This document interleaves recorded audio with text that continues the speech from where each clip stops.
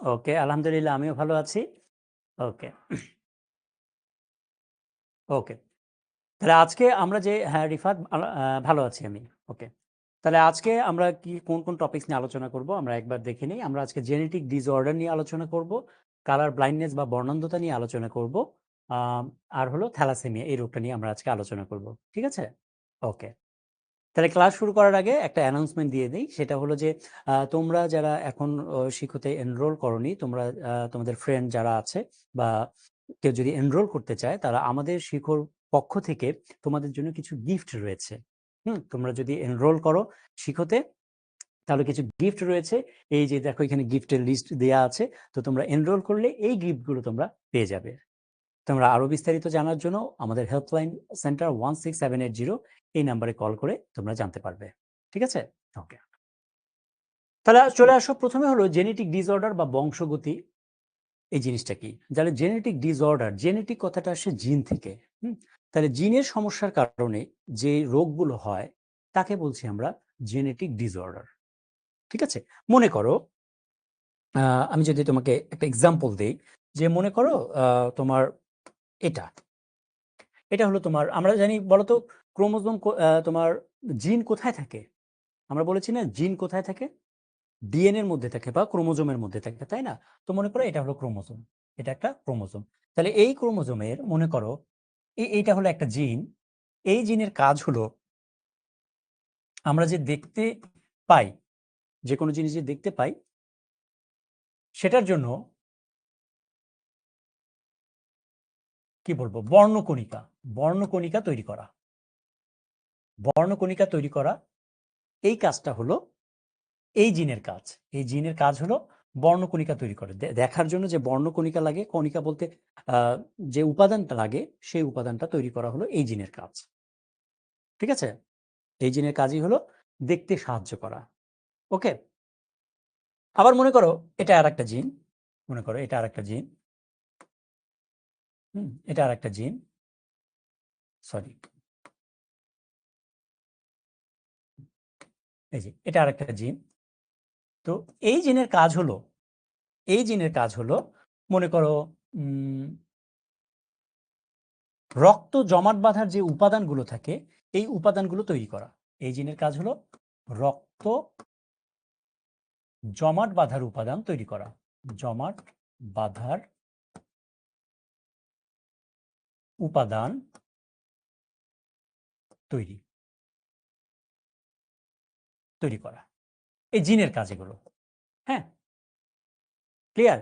এখন মনে করো যদি কোনো কারণে এই জিন ক্ষতিগ্রস্ত হয়, তাহলে যে কোনো কিছু দেখার জন্য যে বর্ণ তৈরির যে উপাদানগুলো, সেই উপাদানগুলো তো তৈরি হতে পারবে না, তাই না?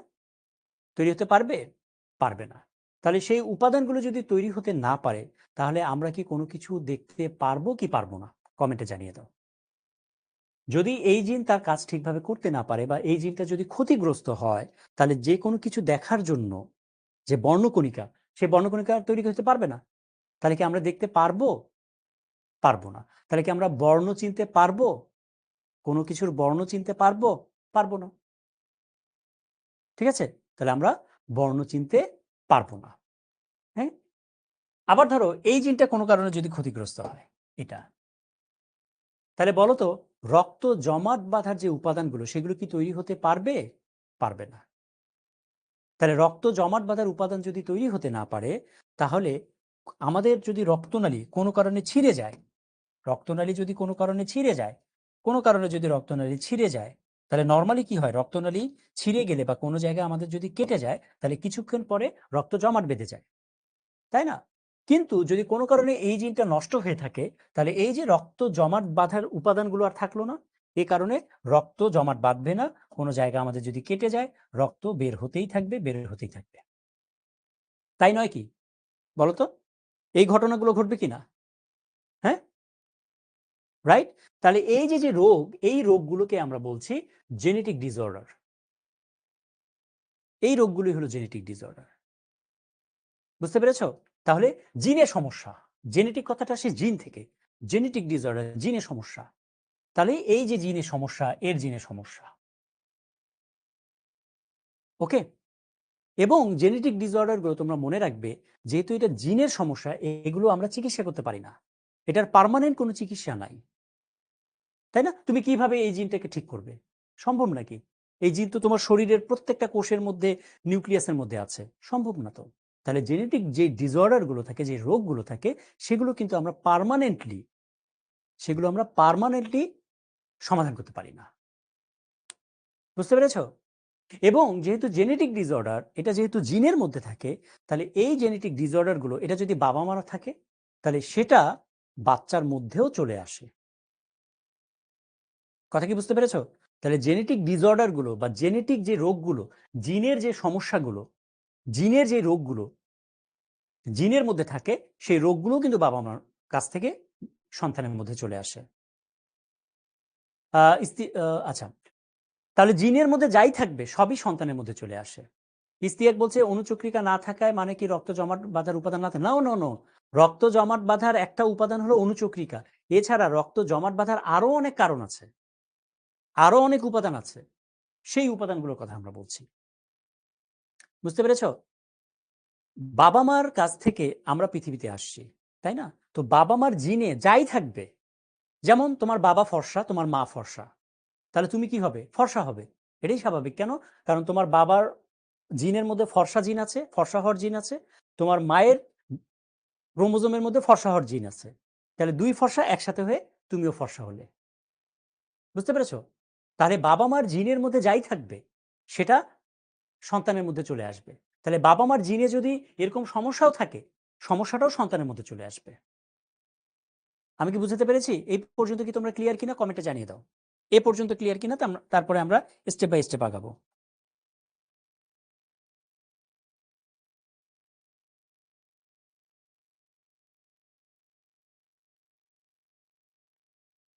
ক্লিয়ার?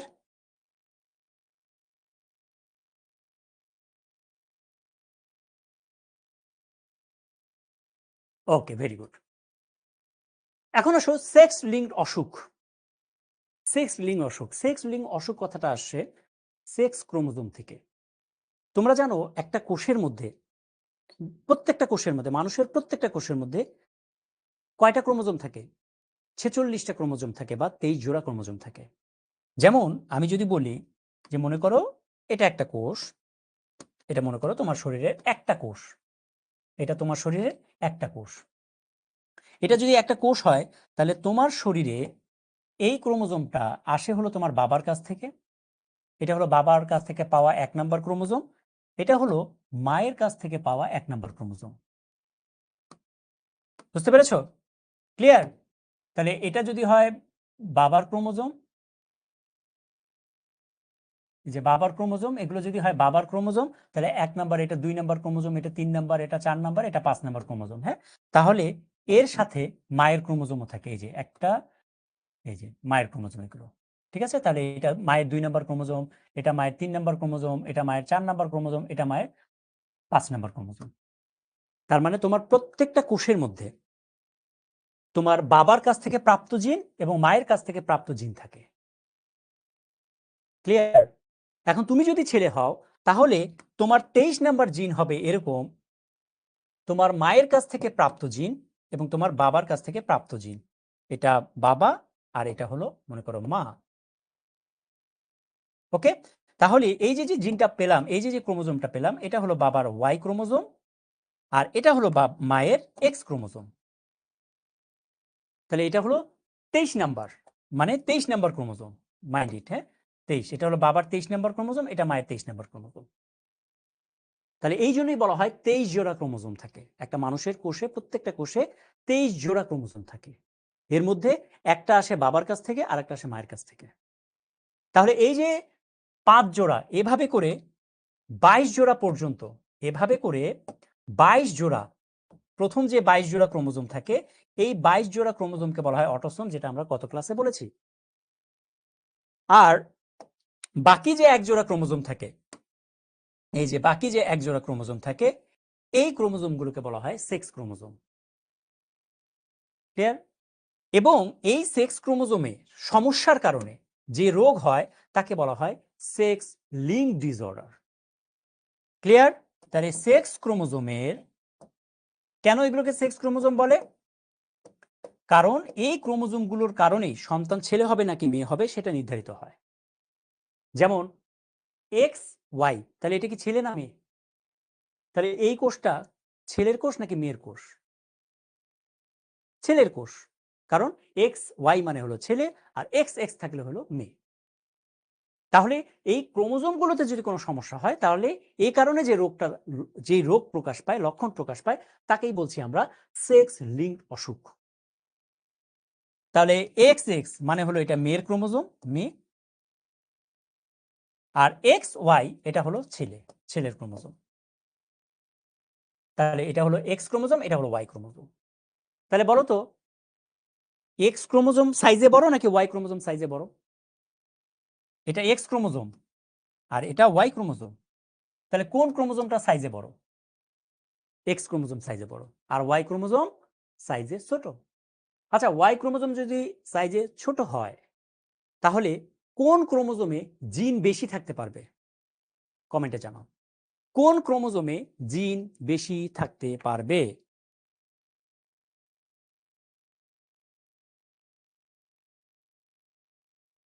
বলো।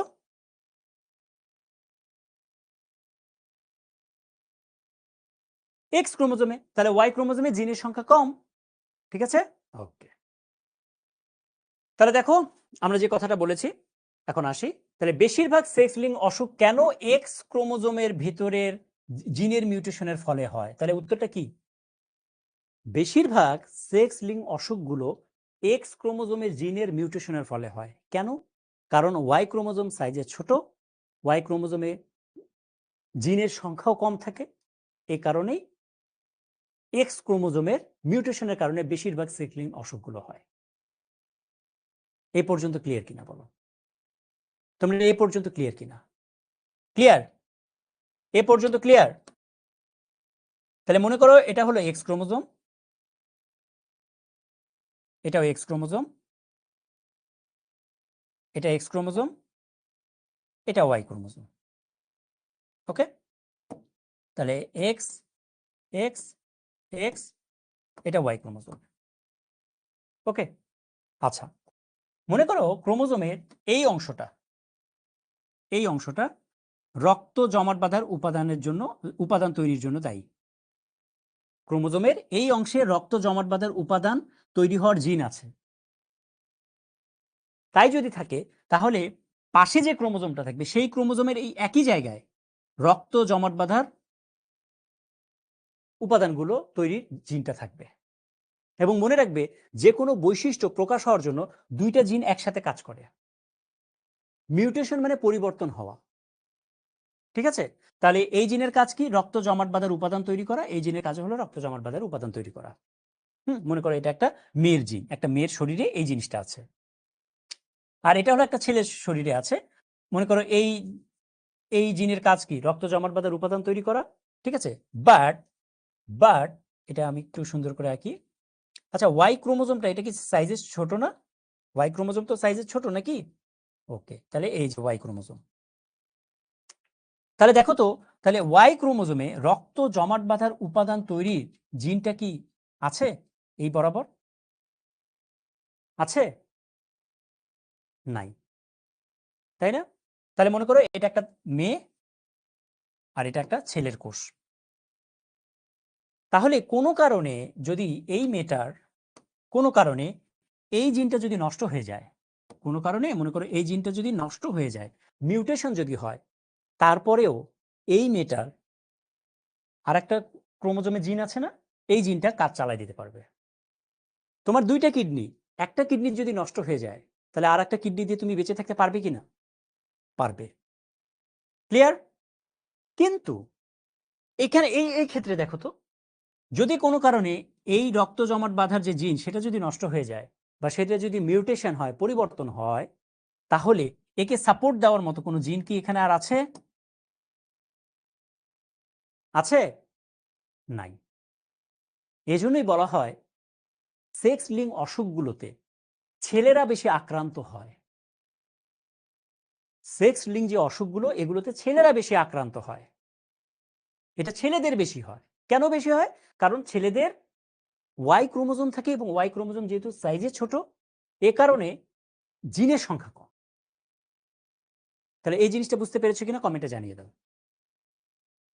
তাহলে সেক্স লিঙ্ক অসুখগুলো ছেলেদের কেন বেশি হয় এই জিনিসটা তোমরা ক্লিয়ার কিনা কমেন্টে জানিয়ে দাও।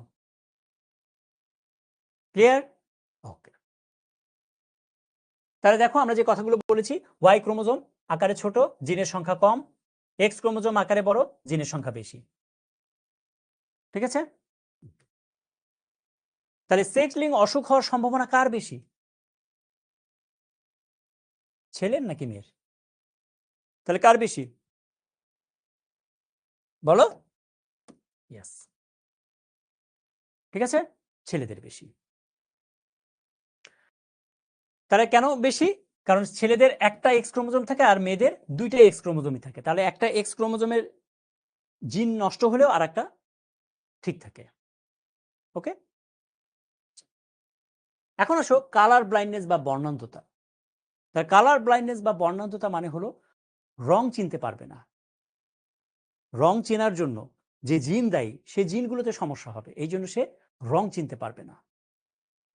ওকে, আচ্ছা তোমরা কি বলতে পারবে এখানে কি লেখা আছে? নাম্বারটা বলো তো, এখানে কি লেখা আছে বলো।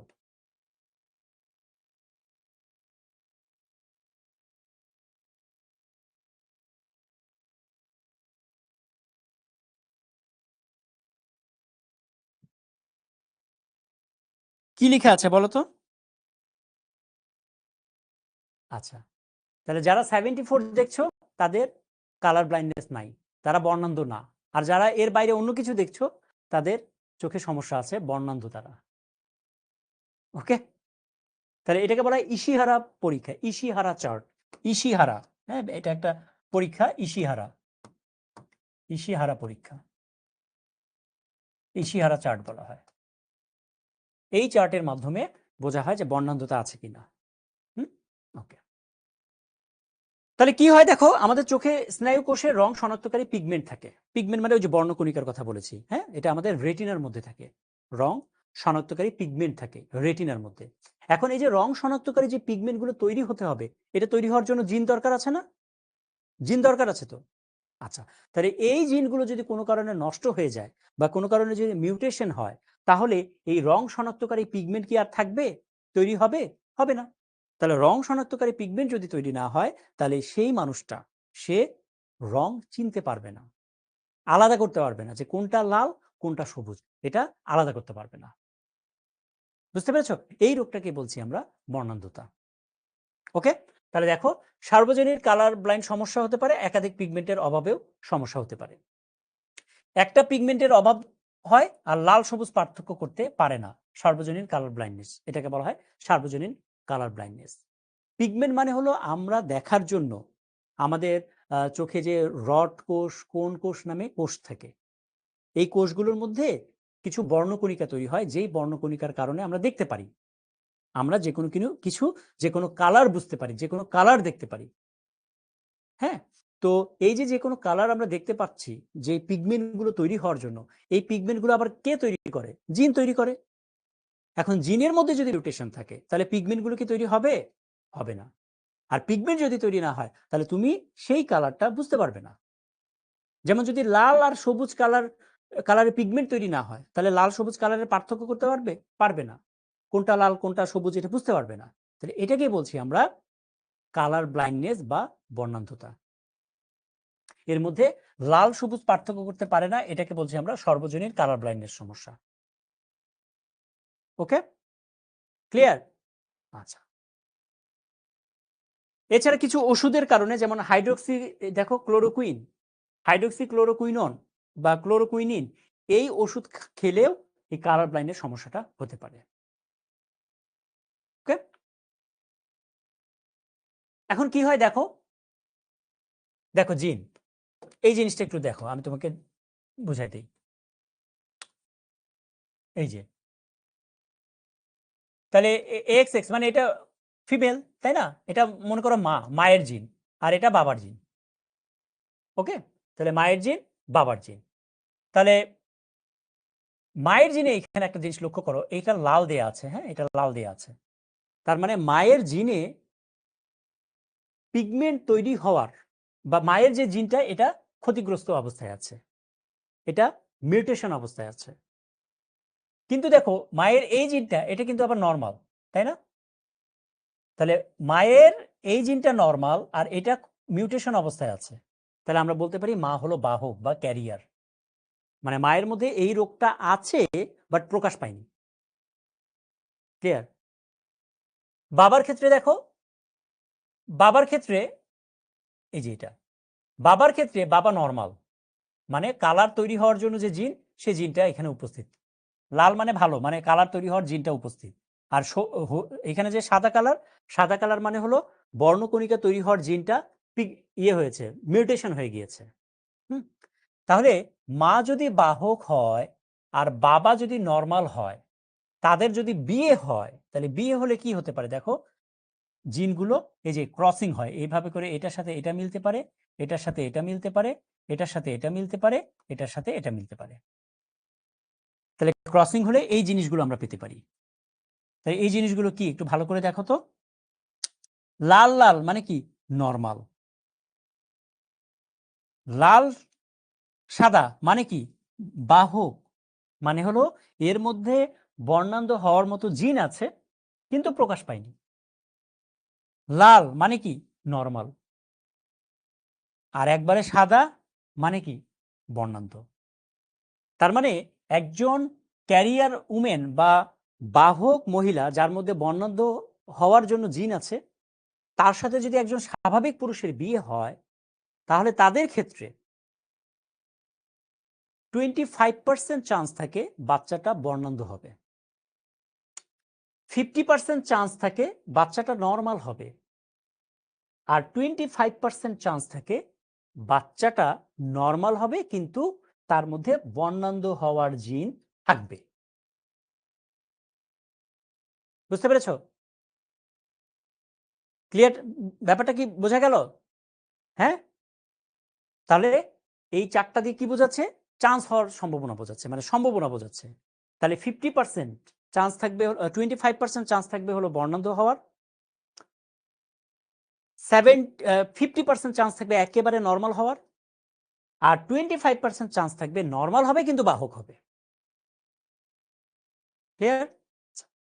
এখন এটাতে আসুন, মা বাহক কিন্তু বাবা বর্ণান্ধ, এদের মধ্যে যদি বিয়ে হয় তখন ঘটনা কি দাঁড়াবে?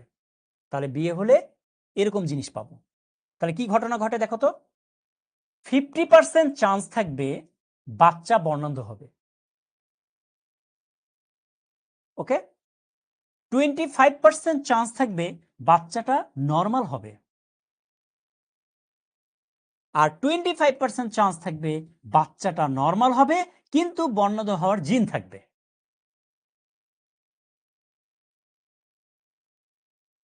এ পর্যন্ত ক্লিয়ার কিনা বলো?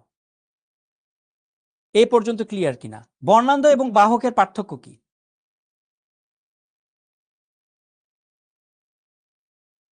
বর্ণান্ধ মানে হলো তার মধ্যে রোগটা প্রকাশ পেয়েছে, আর বাহক মানে হলো প্রকাশ এখনো পায়নি, জিন আছে ভিতরে কিন্তু প্রকাশ পায়নি। বুঝতে পেরেছ? যেমন ধরো এই যে মহিলার কথা বলছি, এটা বাহক মহিলা, সে কিন্তু নিজেও জানে না তার মধ্যে বর্ণান্ধ জিন আছে, সে কিন্তু নিজেও জানে না। বুঝতে পেরেছ? কিন্তু এ কিন্তু জানে তার বর্ণান্ধ জিন আছে, এ কিন্তু জানে। বুঝতে পেরেছ? তাহলে যে বাহক সে কিন্তু কখনো জানবে না যে তার বর্ণান্ধ হওয়ার জিন আছে। সবাই ক্লিয়ার কিনা বলো? এ পর্যন্ত ক্লিয়ার?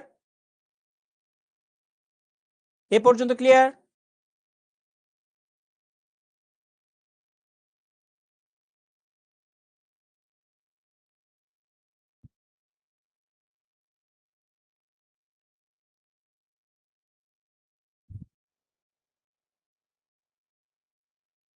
ওকে, আচ্ছা, তাহলে দেখো ওই জিনিসটা এভাবে করে দেখানো হয়েছে।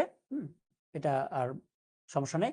তাহলে এই কোশ্চেনের উত্তরটা দাও তো, হাইড্রোক্সিক্লোরোকুইনোন সেবনে কোন রোগ হতে পারে? আমরা অলরেডি বলেছি,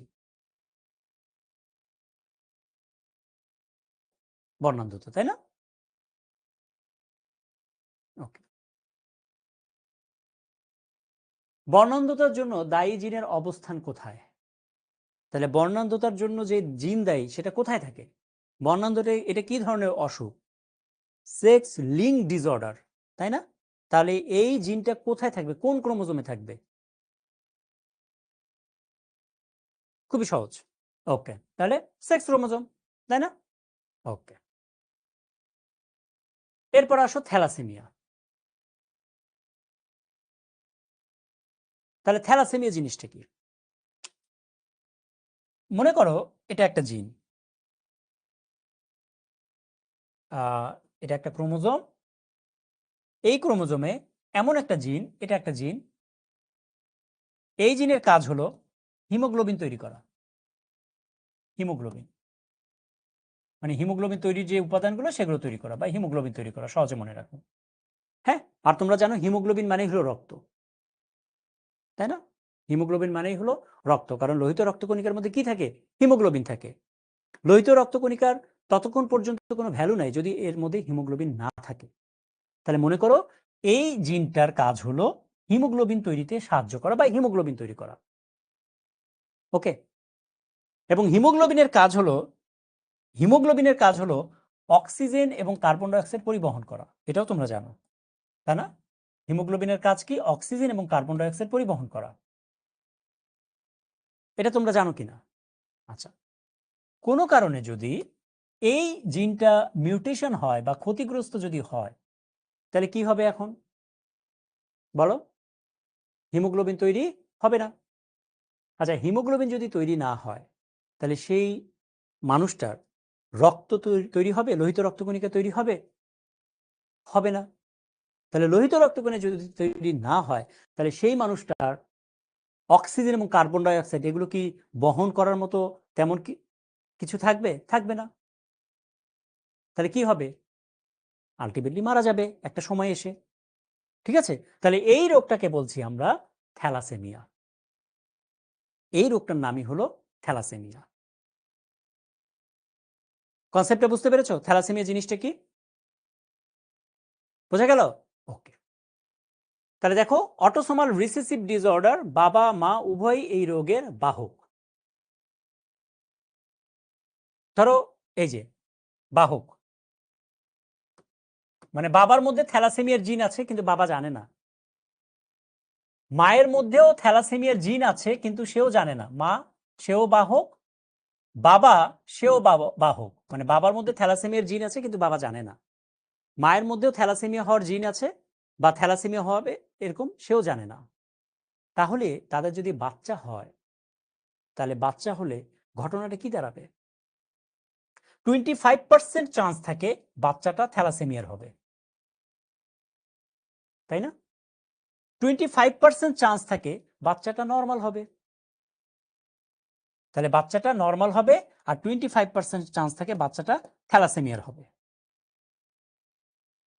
আর 50% চান্স থাকে, 50% বাচ্চাটা নর্মাল হবে কিন্তু বাহক হবে।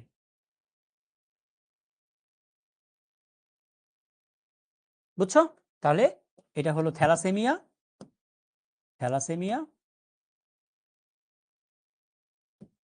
এটা হলো স্বাভাবিক। স্বাভাবিক।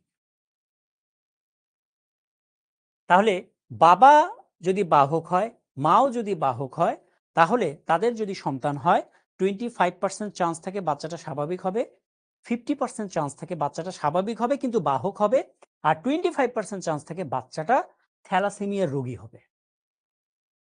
বাহক মানে হলো থ্যালাসেমিয়া হওয়ার জন্য যে জিন দায়ী সেটা তার মধ্যে আছে কিন্তু প্রকাশ পায়নি, কিন্তু প্রকাশ পায়নি। ঠিক আছে, বুঝতে পেরেছো? তাহলে যেহেতু বাহক, তাহলে কি বাবা জানে তার মধ্যে থ্যালাসেমিয়ার জিন আছে?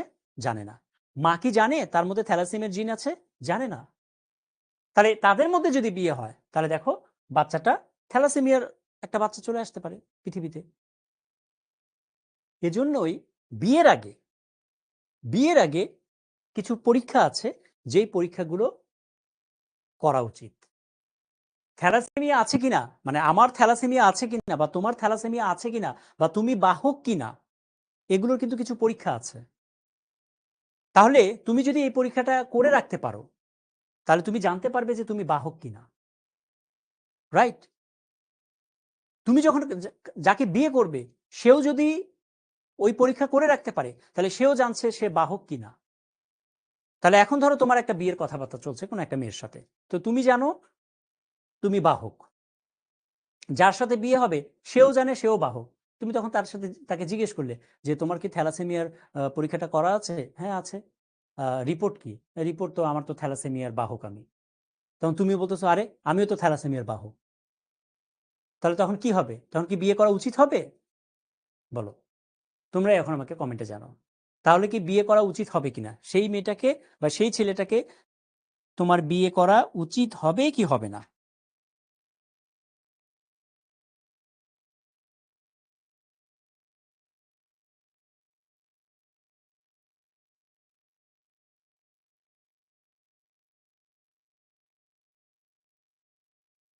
হবে? ইয়েস কে বলে রে?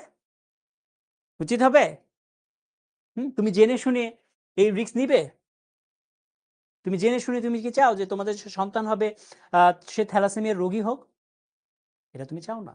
তাহলে সেটা উচিত হবে না। বুঝতে পেরেছো? তাহলে উচিত কি? তুমি যদি থ্যালাসেমিয়ার বাহক হও, তো তুমি তো এটা চেঞ্জ করতে পারবে না। তাহলে তোমার কাকে বিয়ে করা উচিত? যার মধ্যে থ্যালাসেমিয়ার কোনো জিন নাই বা থ্যালাসেমিয়া হওয়ার কোনো জিন নাই, যে স্বাভাবিক মানুষ। আমি কি বুঝাতে পেরেছি? ক্লিয়ার? এই জিনিসটা কি ক্লিয়ার তোমরা? ওকে। তাহলে এই যে পরীক্ষাটার কথা বললাম, পরীক্ষাটার নাম হলো হিমোগ্লোবিন ইলেকট্রোপোরেসিস বলে। হিমোগ্লোবিন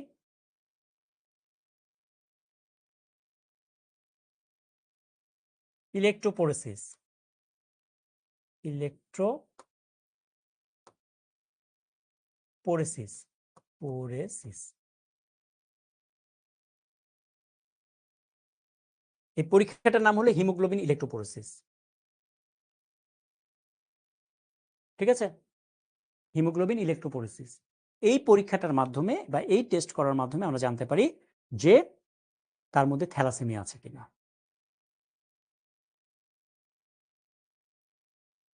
কিভাবে করবে? এই পরীক্ষা কি তুমি নিজে করতে পারবে নাকি? হুম? এটা তো তোমার রক্ত পরীক্ষার মতো আর কি। হ্যাঁ, রক্ত পরীক্ষার মতো। হুম?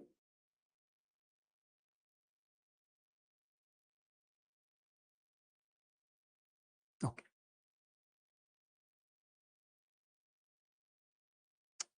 এখন আসো লোহিত কণিকার প্রোটিন। আমরা বলেছি হিমোগ্লোবিনের কথা। হিমোগ্লোবিন আবার প্রোটিন দিয়ে তৈরি, তোমরা জানো। এর মধ্যে আলফা গ্লোবিউলিন আছে, বিটা গ্লোবিউলিন আছে। হ্যাঁ, তাহলে যদি আলফা গ্লোবিউলিন আলফা গ্লোবিউলিন এটাতে যদি সমস্যা হয়, এটার সমস্যার কারণে যদি থ্যালাসেমিয়া হয়, এটার মিউটেশনের ফলে যদি থ্যালাসেমিয়া হয়, তখন তাকে আমরা বলছি আলফা থ্যালাসেমিয়া।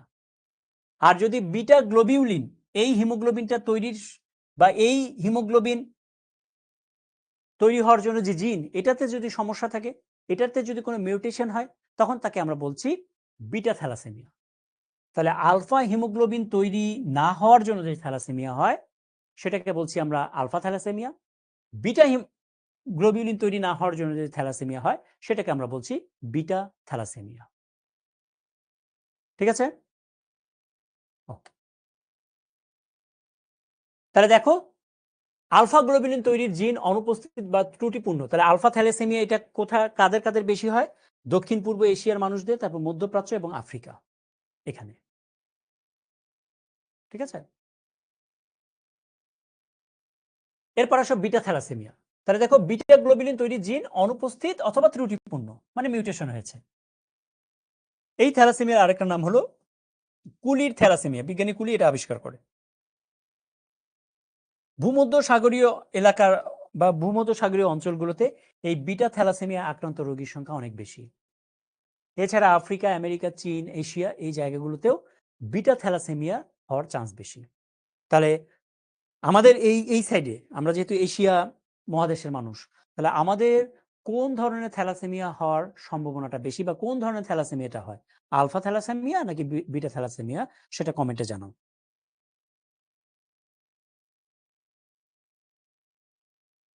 তাই না?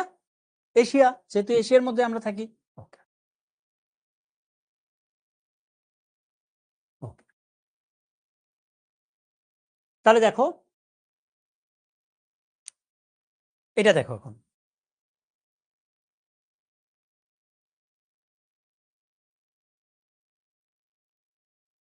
বাবা ক্যারিয়ার, মানে ক্যারিয়ার ফাদার মানে কি, বাবার মধ্যে থ্যালাসেমিয়ার, আমরা যেটা একটু আগে বলেছি, থ্যালাসেমিয়ার জিন আছে কিন্তু প্রকাশ পায়নি, মানে বাবা বাহক মাও বাহক, তাহলে তাদের বিয়ে হলে কি হবে, এই যে দেখো, একটা বাচ্চা, মানে 25% ক্ষেত্রে চান্স থাকে থ্যালাসেমিয়া রোগী হবে। একটা হলো স্বাভাবিক হবে, আর বাকি দুইটা কি হবে, স্বাভাবিক হবে কিন্তু বাহক হবে থ্যালাসেমিয়ার জিন থেকে। ঠিক আছে, ক্লিয়ার? বলো, এ পর্যন্ত ক্লিয়ার কিনা বলো।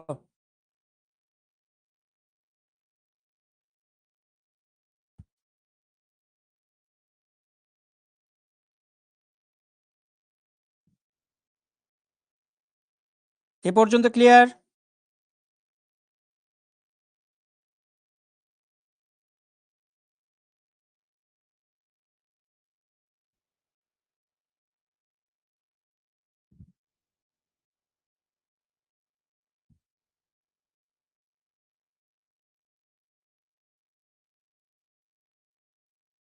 ওকে, এখন আসলে থ্যালাসেমিয়ার লক্ষণ কি দেখো, তীব্র থ্যালাসেমিয়া যদি হয় তাহলে জন্মের আগেই মায়ের পেটে শিশুর মৃত্যু হয়। ওকে, আর থ্যালাসেমিয়া মেজর যদি হয় সেক্ষেত্রে শিশু জন্মের পর প্রথম বছরেই রক্ত শূন্যতায় মারা যায় বাচ্চাটা। কেন রক্ত শূন্যতা হবে? কারণ তার তো রক্তই তৈরি হচ্ছে না, হিমোগ্লোবিনই তৈরি হচ্ছে না, এই জন্য বাচ্চাটা প্রথম বছরই মারা যাবে। ঠিক আছে, এখন চিকিৎসা কি? যেহেতু আমরা বলেছি যে যে কোনো জেনেটিক ডিসঅর্ডারের বা জিনের সমস্যার কারণে যদি কোনো রোগ হয়, সেই রোগের পার্মানেন্ট কোনো চিকিৎসা নাই, পার্মানেন্ট কোনো চিকিৎসা নাই। হুম, তাহলে কি করতে পারি, নির্দিষ্ট সময় পর পর রক্ত প্রদান করা, যেহেতু থ্যালাসেমিয়া রোগীগুলোর রক্ত শূন্যতা হয়। অ্যানিমিয়ার একটি পর্যায়ে কি থ্যালাসেমিয়া? না না না, অ্যানিমিয়া কাকে বলে, রক্ত শূন্যতার আর একটা নামই হলো অ্যানিমিয়া। বাংলায় বলা হয় রক্ত শূন্যতা, ইংলিশে বলা হয় অ্যানিমিয়া। হ্যাঁ, তাহলে কি করতে পারি, নির্দিষ্ট সময় পর পর রক্ত প্রদান করা। নির্দিষ্ট সময় পর পর বলতে কতদিন পর পর রক্ত দেয়া যায় বলো তো? একটা মানুষকে কতদিন পর পর আমরা রক্ত দিতে পারি? 7 দিন পর পর? বলো তো।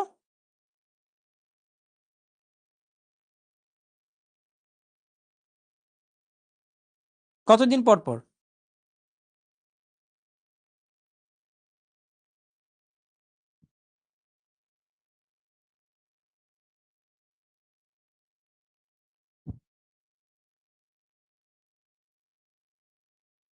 কতদিন পর পর রক্ত দেয়া যায়? 14 দিন পর পর? 1 সপ্তাহ পর পর?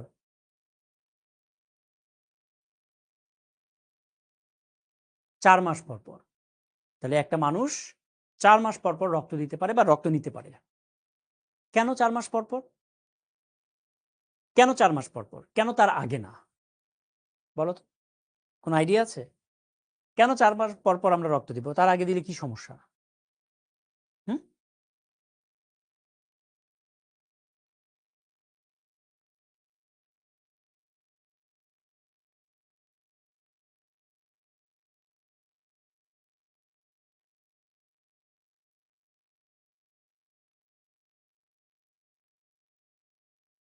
হ্যাঁ?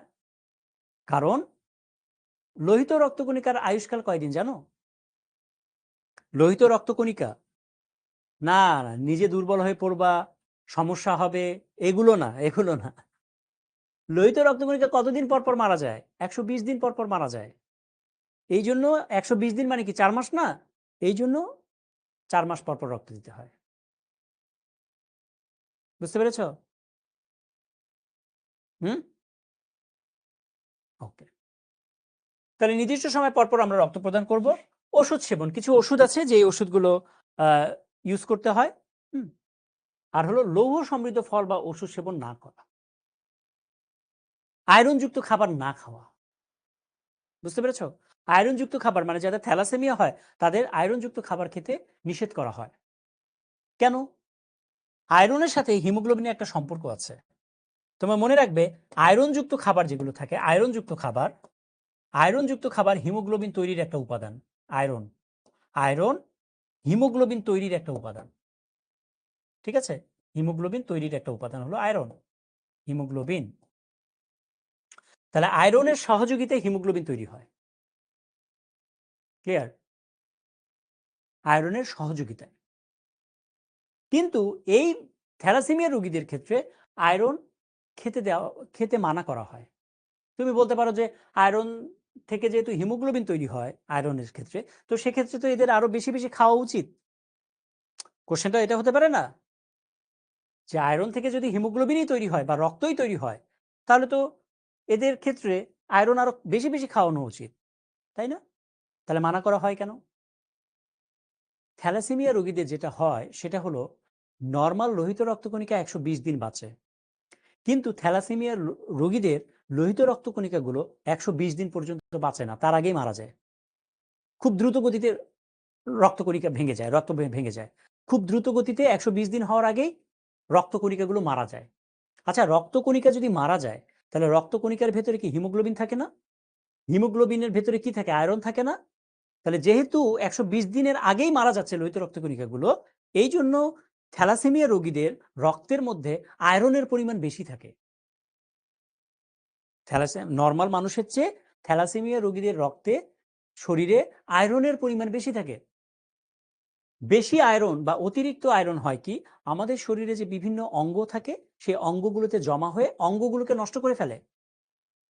তাহলে থ্যালাসেমিয়া রোগীদের শরীরে এমনিতেই বেশি বেশি আয়রন থাকে, তার উপরে তুমি যদি আয়রন সমৃদ্ধ খাবার খাও তাহলে কি হবে? আয়রনের পরিমাণ আরো বেশি বেড়ে যাবে। আর আয়রনের পরিমাণ যদি বেশি বেড়ে যায় তাহলে আয়রনগুলো করবে কি, আমাদের শরীরে বিভিন্ন অঙ্গগুলোর মধ্যে জমা হয়ে অঙ্গগুলোকে নষ্ট করে দেবে। বুঝতে পেরেছো? এই জন্যই আয়রন সমৃদ্ধ বা লৌহ সমৃদ্ধ ফল বা ওষুধ এগুলো খেতে নিরুৎসাহিত করা হয়। বোঝা গেল? ওকে। তাহলে বলো তো, এই প্রশ্নের উত্তর দাও। থ্যালাসেমিয়া মেজরের ক্ষেত্রে কোনটি প্রযোজ্য? বলো। তাহলে মা বাবা উভয়ের কাছ থেকে জিন পায়, থ্যালাসেমিয়া মেজরের ক্ষেত্রে এটা প্রযোজ্য। ওকে। তাহলে দেখো তো এই কোশ্চেনের উত্তরগুলো আমরা পারবো কিনা, বলো।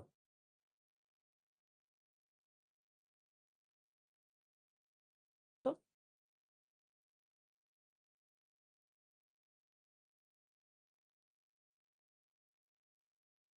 তাহলে অ্যালিল কি, থ্যালাসেমিয়া রোগের কারণ কি আমরা বলেছি। থ্যালাসেমিয়া রোগটি বাহক মা বাবা হতে সন্তানের সঞ্চালিত হওয়ার কারণ ব্যাখ্যা করো। বন্ধ্যান্ধতার কারণ ব্যাখ্যা করো। কালার ব্লাইন্ড, থ্যালাসেমিয়া ও ডায়াবেটিক রোগগুলো পুরুষদের মধ্যে বেশি দেখা যায় কেন? কারণ এগুলো কি জেনেটিক ডিসঅর্ডার। ঠিক আছে, ক্লিয়ার? বুঝতে পেরেছো?